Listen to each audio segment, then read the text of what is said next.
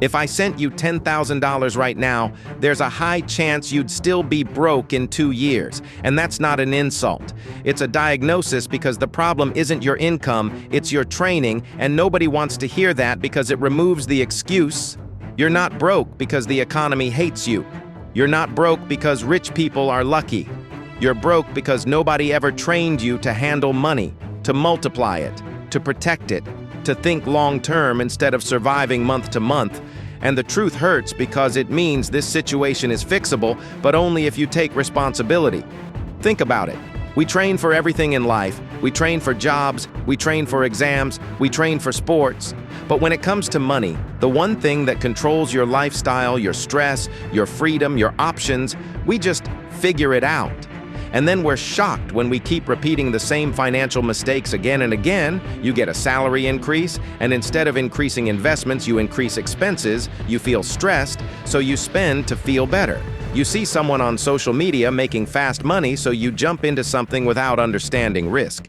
You call it trying, but it's actually reacting. And reacting is what untrained people do. Trained people follow systems. They don't let emotions control decisions. They don't upgrade their lifestyle every time their income goes up. They upgrade their assets first.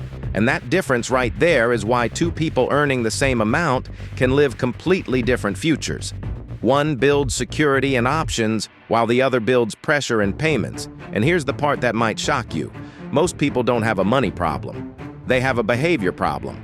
If your income doubled tomorrow but your habits stayed the same, you would still feel broke because financial peace doesn't come from earning more, it comes from controlling more. Controlling spending, controlling impulses, controlling ego purchases that are designed to impress people who don't actually care about you. And nobody taught us that discipline is wealth. Nobody taught us that investing small consistently beats trying to hit one big lucky win. Nobody taught us that lifestyle inflation is the silent killer of financial progress. So we grow up thinking the goal is to look successful instead of becoming stable. And stability is boring, which is why most people avoid it, but boring is where real wealth is built. Automatic transfers into investments, saying no to things you can afford but don't need. Building one valuable skill deeply instead of chasing 10 quick opportunities, tracking your expenses even when it's uncomfortable, that's training. And when you don't train, you repeat cycles, paycheck to paycheck, excitement to regret, motivation to burn out, and then you blame circumstances instead of systems. But look around you. There are people earning average salaries who are financially calm, and there are high earners who are drowning in debt. What's the difference? Training, mindset, structure. The calm person has rules, the stressed person has impulses, and here's something most people won't admit. Being financially untrained feels normal because everyone around you is also untrained. Your friends think investing is risky, but financing a car for 5 years isn't. They think saving is hard, but spending emotionally is easy. They think budgeting is restrictive, but debt is somehow manageable. And when that's your environment, you start believing struggle is standard, but struggle is not standard, it's common. And common is not what you want. If you care about your future, imagine 2 versions of you 5 years from now. Same intelligence, same background, same opportunities. But one decides today to become financially trained, to learn investing basics, to understand assets versus liabilities, to delay gratification, to build emergency funds, to master a skill that increases income steadily, while the other keeps saying, "I'll start next month. I'll save when I earn more. I'll invest when I understand everything perfectly." 5 years later, the gap won't look dramatic day to day, but it will be massive in reality.